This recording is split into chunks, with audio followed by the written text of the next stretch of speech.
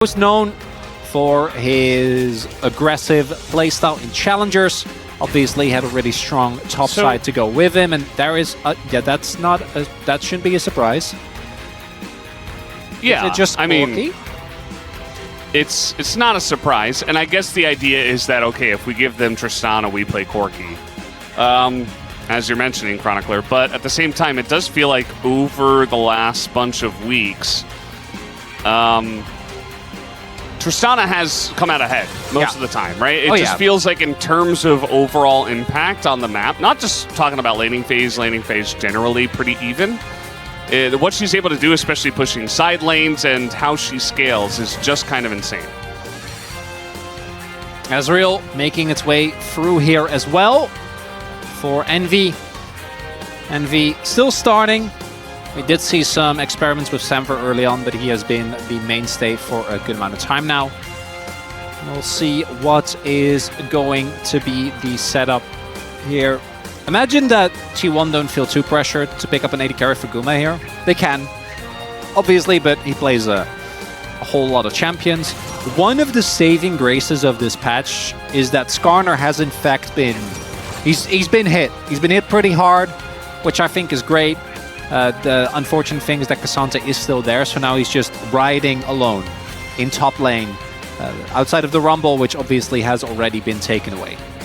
Yeah, I think that Cassandra, because of that, is in a really awesome spot, as we are going to be seeing the Zyra in the jungle here for Youngjae. Now, just pick something beefy up. I think Poppy is a great example. You could obviously still theoretically flex this towards Paulo, but I don't think that's going to be the case. Poppy is a consistent frontline, as we do see the Caitlyn Braum come back again. Was something that the Caitlyn for Guma should not be a surprise, and the Braum, as already mentioned in pre-show, has really risen in priority with how insanely prevalent these engage reports have been. I'm wondering if they just want to go for Karma here, which, when it comes to the execution, is a bit rough, but it should provide you a good amount of shove. It goes well together with the Ezreal, because... But my problem with this is that it just doesn't feel like playing an engage report into something like the Braum Caitlyn is really going to go very well. Yeah. Unless you find like a really solid early all-in, but I just don't think realistically that's something that you can consistently hit. And the Karma, I think, would have tied the composition nicely together. Obviously, your engage would be really subpar, but I think for BRION, what they saw is we need something simple. Engage reports fit into that bill. I'm worried, though. I think this is a draft that is very hard to execute, and I think T1 got basically everything that they'd want, realistically. Across the line, let's hop into the rift for game number 1.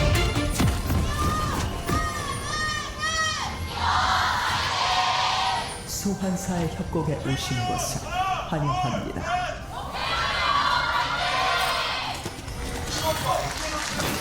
All right, here we go.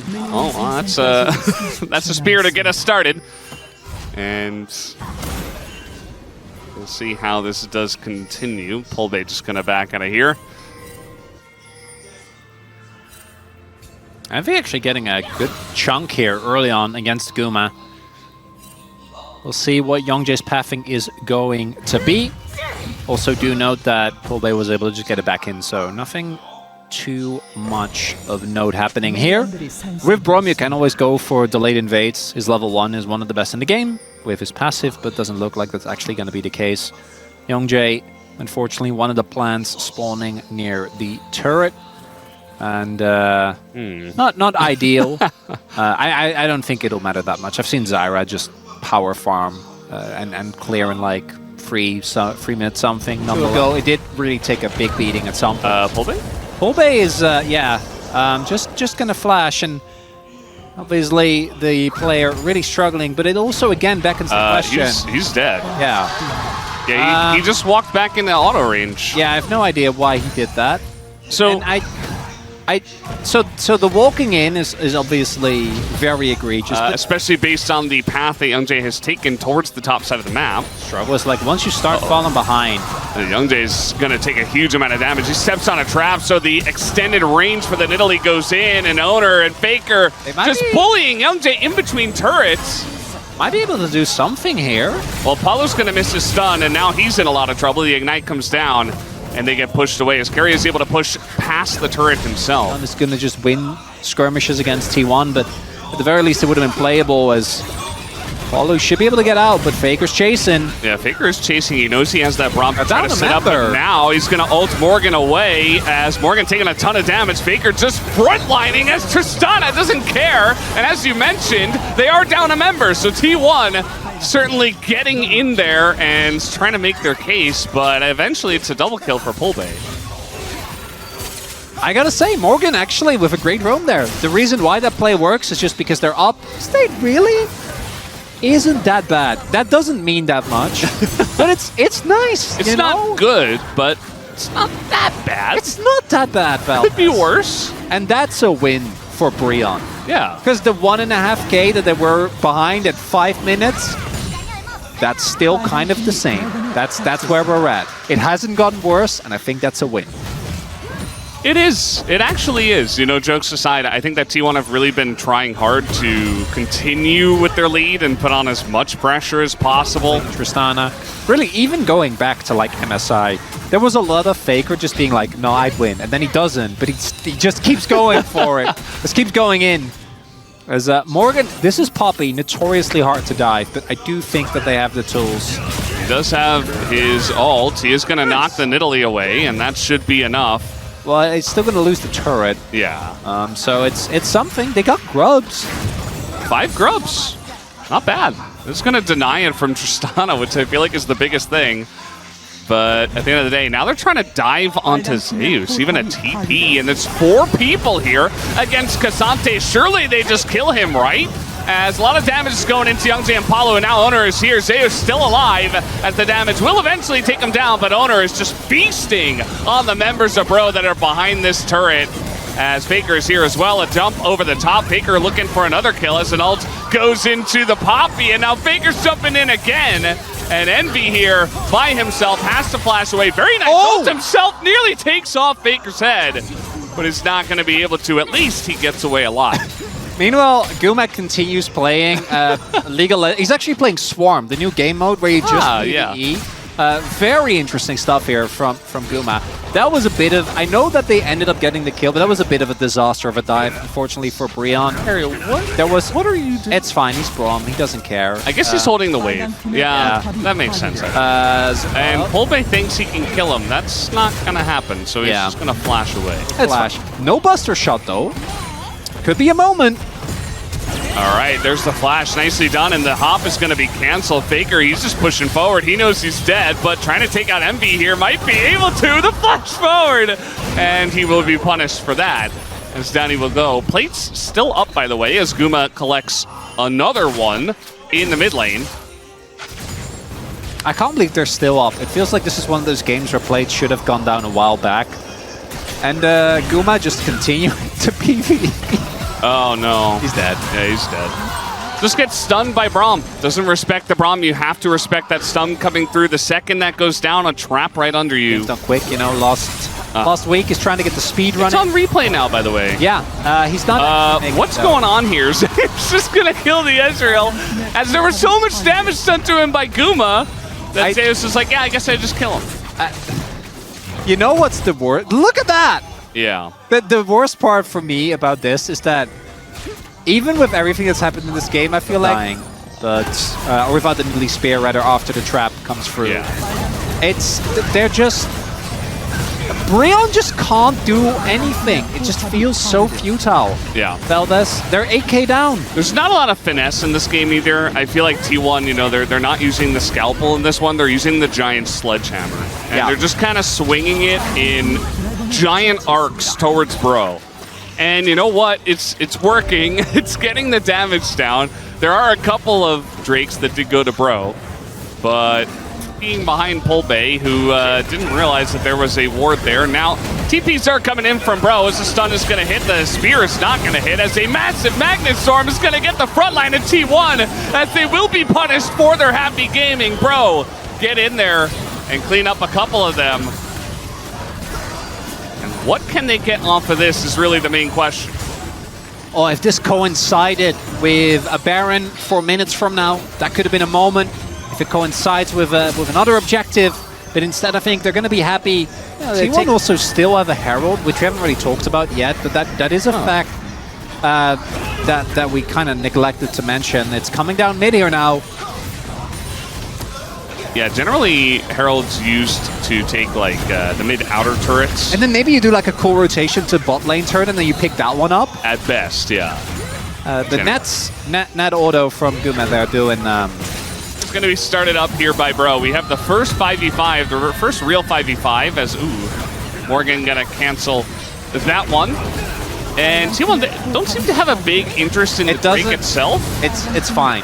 Yeah. It's just I told you! They're actually just going for the init. They don't care about the Drakes. The Drakes are fake.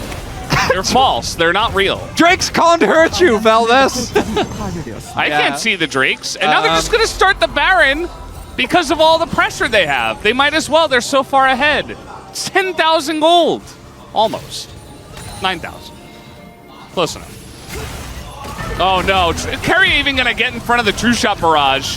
This is very early though, they don't have that much damage, maybe... Where's Youngjae? He's not in position, he's not gonna get there on time. The slow is there and he just can't get in there to smite it as, now they're thinking about engaging as MD getting a little bit close to the sun. A lot of traps here as well. Nice Magna Storm, only gonna hit the Braum though, so not very nice actually. I take that back, cancel the nice. As now Zeus is going 1v2, 1v3 in the backline, gets the knockup, forces the flash, does die, as everybody is super low and Guma is charging into everybody, flashing forward onto Envy, and will take him down. And maybe T1 just end the game now. They're not even playing the same game, Valdez. That's what we're witnessing here. I look at this game like, all things considered, you know, BRION actually had a lot of great setting up for Guma, but I think this Nexus should drop. All right, well, Paulo trap behind enemy lines, which is their own lane. Faker is going to flash and jump away, and Zeus now 1v5 in the back line himself.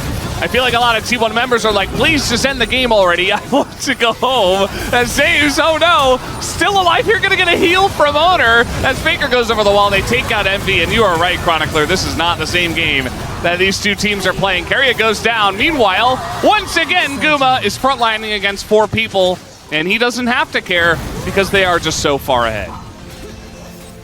Oh boy. I wonder what actually I don't think Guma got a final. Maybe it was the Collector plus red buff that got the kill. It wouldn't have mattered. He's got 3 items.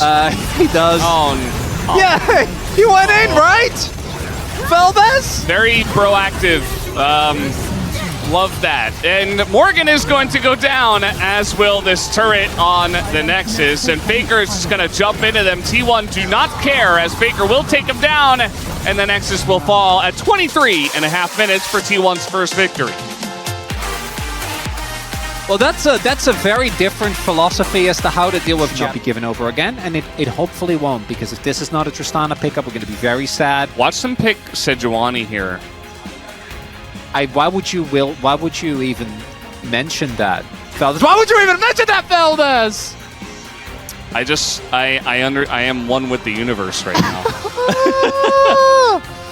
Get on my level, Chronicler. No, I think it's high comfort for Youngjae. They feel okay playing Corki and Tristana. I don't know why. I don't agree with it, and neither do any of our analysts, as it did get a big groan from the Korean side as well, unsurprisingly. No, it's fine. It's fine. It's obviously... That's... Yeah, no. Take it away, Valdez. Yeah. No problem. I'll take it away from here. Owner's like, which champ should I troll with today? Kalista. Pretty good. This doesn't feel bad. You remember what the space highlighted in the previous draft, right? They were like, okay, so you got Caitlyn and you got Tristana, 2 really hard shoving lanes, and if they win, they're really stuck. It's the same thing. Just gave them this. Well. Oh. Well, okay. Oh. Yeah, the Renekton is there. Lock it in. Ship it away. This is a tough situation for me, because I really I don't want to be too down on the team that's struggling this much. We've seen this even with teams that, by all accounts, should be doing a lot better. KT is a good example. We had Nongshim in 2022, right? Sometimes a team just gets to a point where it doesn't feel like they can win. And I think going for comfort, I respect that. I think that makes sense. I don't understand how we go out of that or come out of that last game, and this is the decision making. And like again, realistically, BRION is very unlikely to beat T1, but at least without actually having to engage. Like I don't think you can pull out like a Draven lane, right? Like I think that's just not realistic. Trying to do that into Guma and Keria, as we will of course not get sucked in by the appeal of hovers. As I think T1 is just going to play something very straightforward. Aatrox will make sense, being in this type of skirmishy style, but it's going to go for Cassante. Yeah. Makes sense. It's pretty straightforward, provides a front line. Again, can kind of run at the opponents to force engages, especially from ahead. And it can deal with pretty much any matchup, including the Renekton. Although Renekton, I feel like, does do a decent job in this one, as Misfortune going to be picked up alongside of Rel. We were, you know, with this patch thinking maybe Misfortune would be played along the way. And here she is. I really like that. I think it's a good shout coming through here from BRION. I still would have rather seen something that can at least push back in lane. I do think the laning phase is still going to be really tough. But it's, you know, it's a wombo comp for BRION here. If you didn't look at the T1 champions, I'd be like, man, that's good. But then you do, and you realize that they are playing a front-to-back team fight into Brand and Renata. Yeah. And their lanes are not looking good in terms of not getting blown up. Nope. So top not lane, a single one. No, top lane's winning. Okay. To be fair, Fine, I trust Morgan. You know, he got his Renekton banned, and Morgan should be able to get the better of Zeus in the 1v. That won't matter, but that's, you got a winning lane. So maybe Youngjae and Morgan can take the rest of the team on their back and get them to 5v5s where you might have a shot, but it's going to be hard not to get... Let's get ready. Let's hop into the rip for game number 2.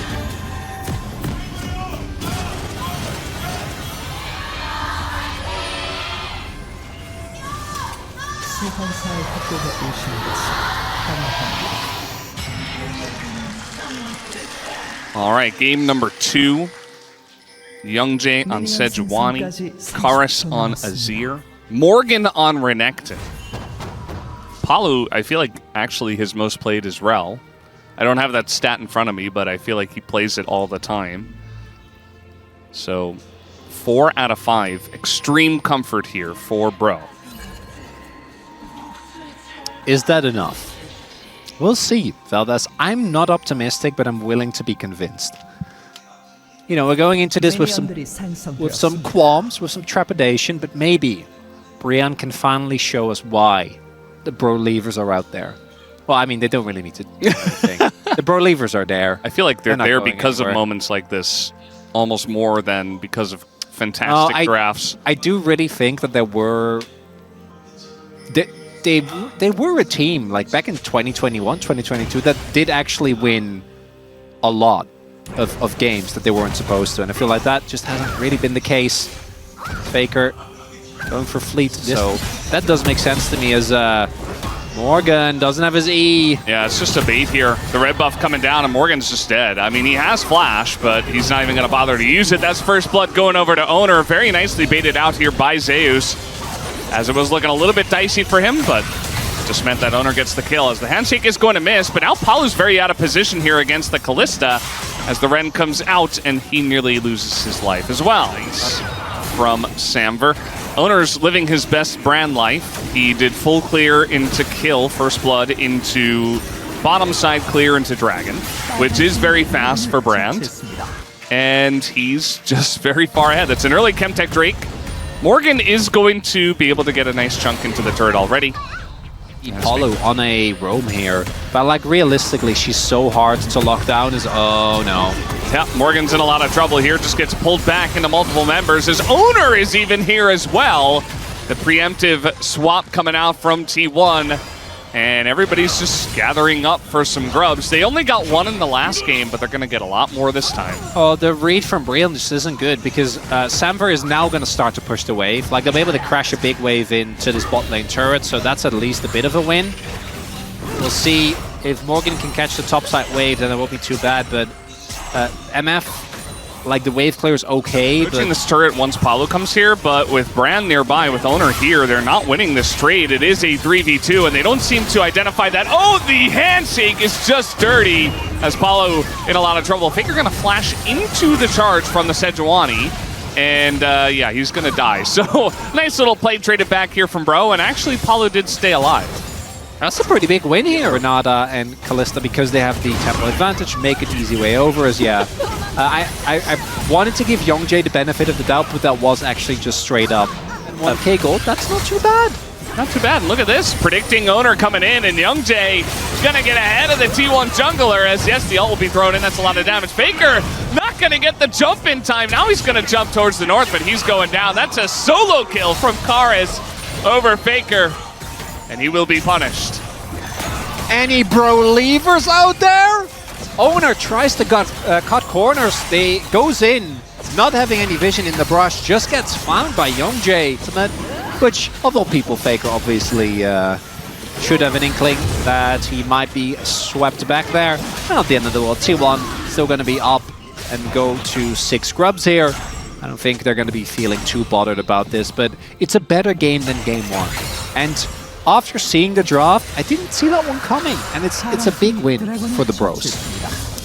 Sometimes that's the way it goes. The ones you least expect to be bangers end up being bangers. We do have Clout. As we do see a potential dive being set up here. That's a handshake already. Paulo in a little bit of trouble, but he's not going to get hit by 3 abilities from Owner. As now it's actually T1 who are in trouble as a massive sweep, the Wombo! It comes to life! As Bro will pick up the kills. They will take down 3 members of T1. Faker does get in and takes out Paulo, but man, now we know what this comp does. The fact that Owner tries to flash out, still gets swapped back in. The fact that Paulo... Karis, the commander, you know, he fights with the squad and he is totally fine. Of course. Untouchable. It can't go down. He needs to lead his troops. Yeah. He's the Emperor. Down. It's going to be probably a Herald for turret trade. The Duno Zeus is there. Was spotted on the board earlier on. Paulo and Morgan heroically trying to keep this turret alive. I don't think they can. Yeah, I don't think it's happening. The Magnet Storm, very lackluster. The TP is going to get canceled. That's just not going to happen, as now it's a 3v2. Make it a 4v2. Is Guma going to join up? Morgan, not very long for this world. The only question is, who do they give the kill to? It will be, in fact, Faker, unsurprisingly, who will pick up that kill. There were a lot of decisions that could have been made there, and unfortunately that was not the right one. If Karis earlier, I think it would have been fine. I think in general though, if you're playing for Herald and you're playing for top turret, just let them have the bot side turret. Don't try to win the map on every side of the map against T1. They tried, they got punished oh so heavily because now they lose their inner as well. 2 kills going over. Playing on the other side of the map. Yeah. Already, don't really need to go for this. Should be able to get mid lane with the mites. So that's it's not the end of the world for BRION. It just means that T1 is in a much better position, and I think realistically they should be in this game. I think maybe... How are you doing, Veldas? Is the fatigue setting in for you? Because maybe that's what's happening here. Maybe, yeah, a little bit. A little bit? A little bit, yeah. No, I'm still okay for now. Throwing that 1-to-1 line. Coffee. Oh, you did? No, I will. Oh, you at, will? You know, 7 p.m. as you do. We'll get there for Series 2 to keep me afloat. For T1, they only have to deal with this series, and, you know, a couple of turrets did go over to Bro. And yes, T1 are getting some turrets of their own. This is kind of the Tristana special. If left unchecked, she just kills turrets very fast. And... Fight. I don't know, maybe over the blue buff? Could be. These choke points are good for BRION, though. It is a very nice choke point, but you want to elect to just get out of there. Zeus is going to be ulted himself. He does have flash, but he doesn't want to use it, as now he will at the very end. Also, we do see the hostile takeover just sailing by. That is going to force Bro out of the choke. And T1 don't seem to have any idea, as now they are. The blue trinket does come in. And they will 100% know as TP now utilized by Zeus. But bro, they get the TP out of Zeus. That's clean. But they keep this leash. FAKER just gonna... That's not. Yeah, gonna dash into 5 people, I guess. The fight's still going as Owner's in a lot of trouble. Down he goes. As Carrier gonna handshake here. That's a double kill for the MF, who is now 5-0. They're just outplaying them straight up. True. It's not too difficult to do. T1. But they're doing it. T1's just losing their mind. BRION, great Baron setup. They actually have a lot of damage with Karis. So the initial Baron setup is great. And then Zeus TPs and you're like, okay, you know what? Bro backs off, which I think is... But the Baron buff. Red Bull Baron power play is just growing in size. They will take down this mid-inner. I actually really like this from BRION. Instead of going and using the Baron for Dragon, they actually really maximize the pushing power. I think a lot of the lower tier teams especially are not that good at getting big Red Bull Baron power plays. They get, you know, like maybe a turret or two. I don't know if BRION is going to be able to actually get more, but more so the philosophy behind it, actually using it to push and then turning it into an objective as opposed to just being like, someone stand near the wave, we have prio and we take it without actually threatening the turret. For T1, the outs start to become less and less obvious, right? We're looking at eventually, obviously, FAKER's going to hit 3 items, Owner is going to be able to chunk through a lot of the health bars on BRION. But if BRION can just engage at will consistently, Renekton is obviously insane. I think for Rel, it's really good for MF. Yeah, don't really get a whole lot of value, but the individual Drakes for MF are actually quite valuable. Yeah, they definitely are. I think the comfort's there. I'm with you. Einar is going to be taken here towards the top side. Morgan needs to be careful not to overstep. Okay, he's going to get away from that one. Nice reaction from Morgan. As now this turret is just being... Wait. Hold up. Guys, are they going to get the inhibitor here? Really? I mean, Youngjae is going to come back, and in the 3v3, I think they have to respect. Now, Guma is here. Oh, if they can cancel the backs, Karas actually should be able to just get the top side inhib. Yeah, he should be able to get this inhib. Meanwhile, FAKER trying to go back, but it's too late. I mean, this inhibitor is already going down. So he's going to give up on that. He goes mid. And now the TP's coming out from Karas, actually. The inhibitor already taken down. And T1 going to respect that TP and try to back away out of this one. Feldes. Well, they really wanted to try. It's not looking too likely as Bro, they want to start this one up, but there is a ward that spots it immediately. That ward is really, really important. Because they don't have any control of the jungle outside of that. BRION, are they going to risk it? I think they are. Owner has flash as well as he goes in very early, and it will go the way of Sejuani. Youngjae gets the spike down. T1 in an awful spot, but now they have the front to back here. Morgan is going to go down. Carrier gets the bailout, and now Kazante is going insane, but FAKER in a really rough spot. He's going to go down. Guma and Zeus, the only ones left alive here, but the core of Bro are still here, still pushing, and they have a Baron buff once again. As they try to get on top of Guma, he's hopping around, he's trying to dodge, and he has dodged everything until that last stun. And he will be taken down as Bro, 3 members strong, will win the team fight. Oh, that kill on Morgan, I think the biggest. If he can just TP towards top, it might have been able to end the game there. And T1, BRION call their bluff. Owner goes over, doesn't win the smite fight. So the ultimate up on only Owner, he still ends up going down. And then it's some heroics. MF he's sprinting through the jungle and FAKER is left all alone. Down he goes. Doesn't even have a chance to flash away. I think that's it. I actually think that's should be enough. They can just push bot side in now, get the inhib there. And BRION, they're gonna get the game win. It's looking like Feldes. Not surprising to me in the slightest. He called it at the top of the day. Yeah. And Bro, they're pushing. They have the Red Bull Baron power play ticking. They have 3,000 gold from that one. As the wave clear is there with the brand and, you know, even the Kazante. But it's still going to be 2 inhibitors at least. And actually with the top inhibitor already down, that will be number 3 once the mid inhibitor does go down. Deathless game so far for Youngjae and Karis. Just really clean stuff from the side of Bro.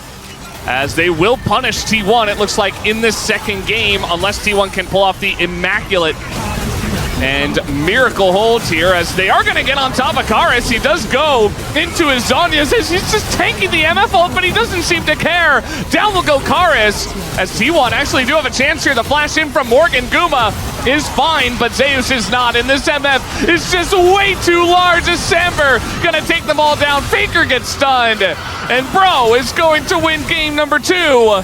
And a potential Penta to come in here if Samber can get close, but he's not going to risk it. Bro just wants the win, and they will have it against T1.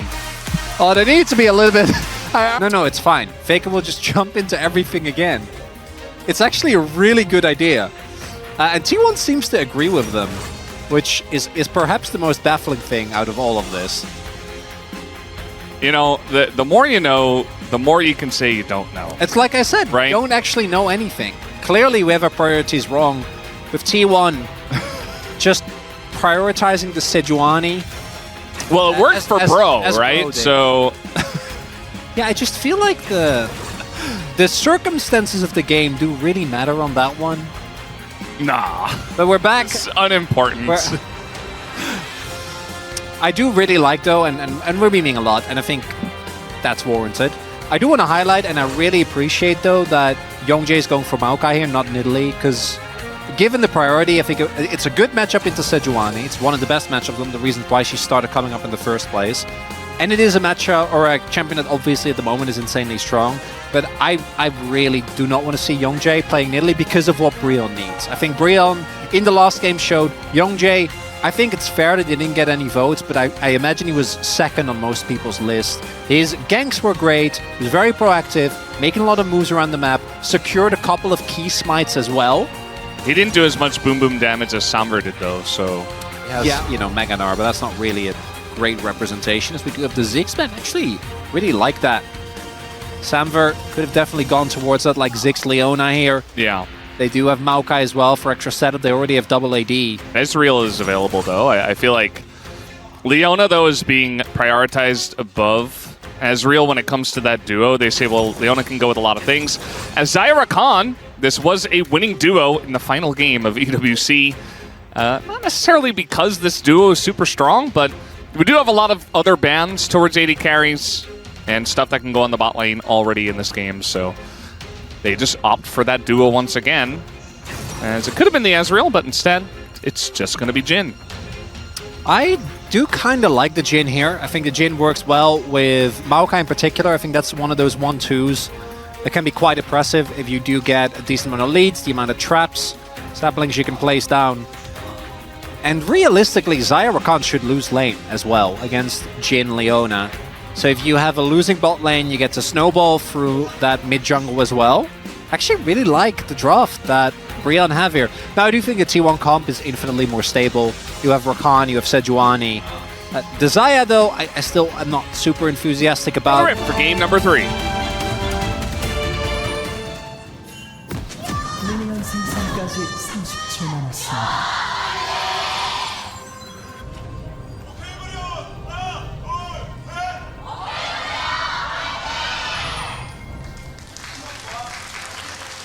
The BRION fans getting more feisty as the day gets along and as the games slowly but surely go in their favor. I miss feisty. Sad he didn't make it to the What are Loopy and Gamin up to? So, Gamin, I actually have no idea. Loopy was on DK, but he's now been replaced by Mr. 2K LP himself, Moham. Well, you might remember.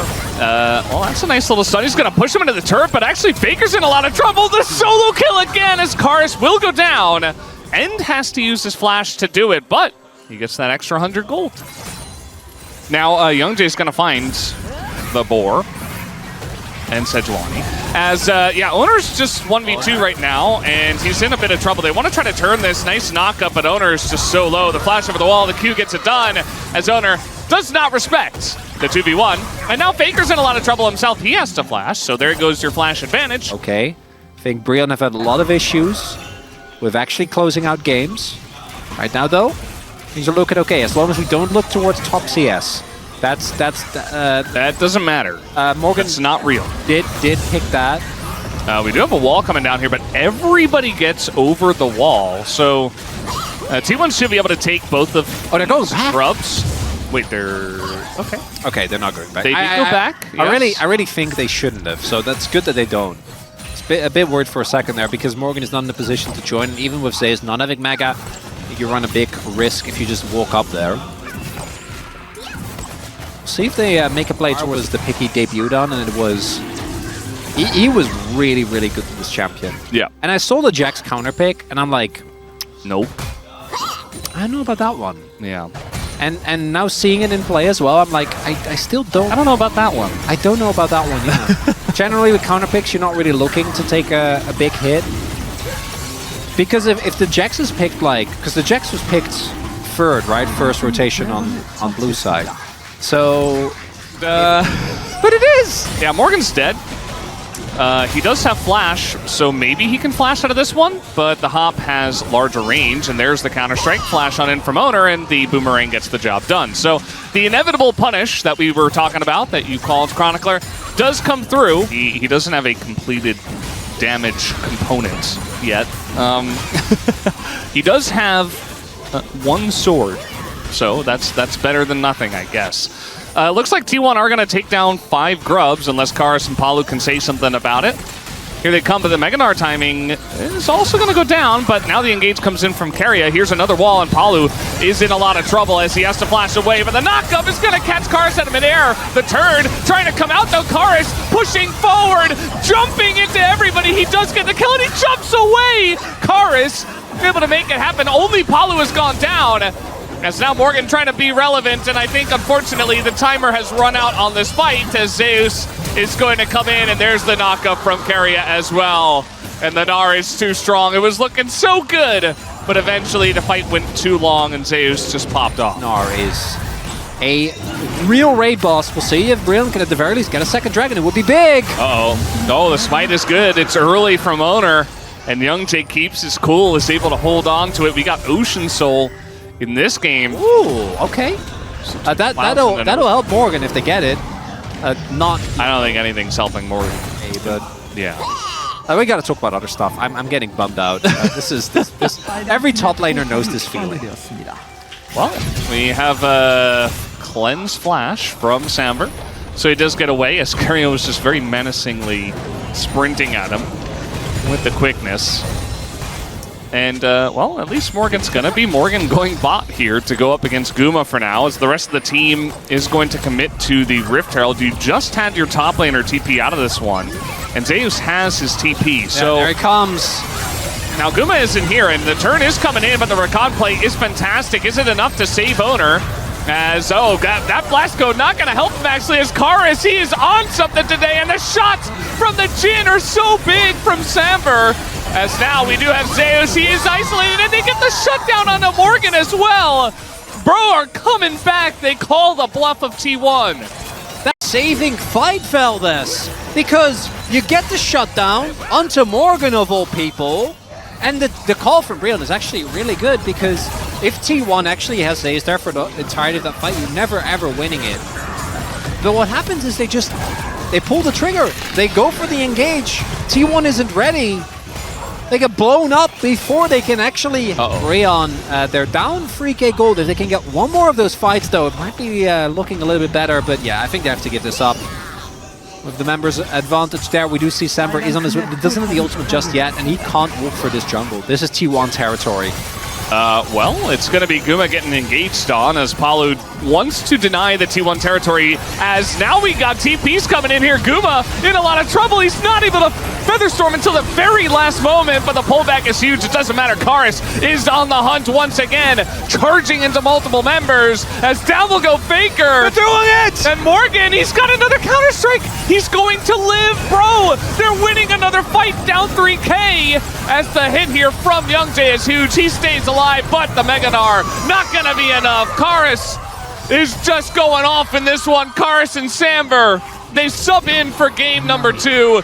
They shut it down in game number 3 as well, and bro, as Feldes highlighted, still behind in gold. I think maybe once this mid lane turret falls, it'll be relatively even. But if they can get the Ocean's Soul point on this next play, ultimates are going to be up. Would be really, really big. Absolutely. Still 2k gold down. I mean, they've won 2 fights. One was down 5k, the other one was down 2k, essentially. Yeah, you're right, Valdez. 3k. And, you know, T1 still haven't fought on their terms yet. So let's see how this one looks as the ult goes straight into Youngjae. That's not going to be good. A lot of damage being thrown into Palu. Those are not the right targets for T1, but Palu eventually does get low. The steal on the Dragon as well. And Youngjae is low himself. A lot of low health bars here on the side of T1. FAKER going to be isolated. And now a forced Featherstorm as well from Semver onto Guma. As meanwhile, Youngjae trying to go 1v2 against Keria and Zeus, not really working out, but Karis once again unchecked, and the frontliner that is Morgan is huge as another hop comes in. Karis looking to take down Guma and Owner, not going to be able to, but does push them away. Oh, and the gold lead remains about the same, even though the kill trade favorable for BRION. They are going to get this mid lane turret now, finally. And the bros are doing it. Look at the fans. Like, he's not getting kills, which is kind of funny, but he's just unchecked. And Semver, there's no engage on him either, as now maybe an opportunity here for T1 as Palu a bit out of position. Youngjae being chased as well, as Palu might just have to be left here as a sacrifice. The wall does come down, and Palu not even going to flash. So down goes the bro supports. As T1 now, they're not going to be asking twice. They're just going to go for the Baron. Yeah, big thing here is that they also used a lot of cooldowns. Semver does have his ultimate. I think that Jhin ult is going to be big. Oh, the flash on in. They want to isolate. Zeus says the Steric shield is massive, though, and now a huge Gnar ult is going to win this one for T1. You would imagine Morgan being chased down, and he will eventually go down as well. Semver still firing shots.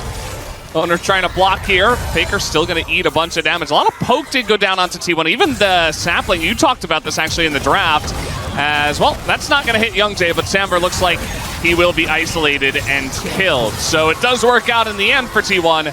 And now they're going to start the back.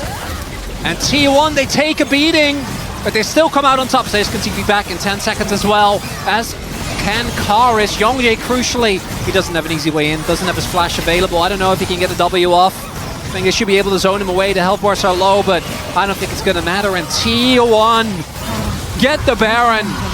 That should be enough to regain control of this game.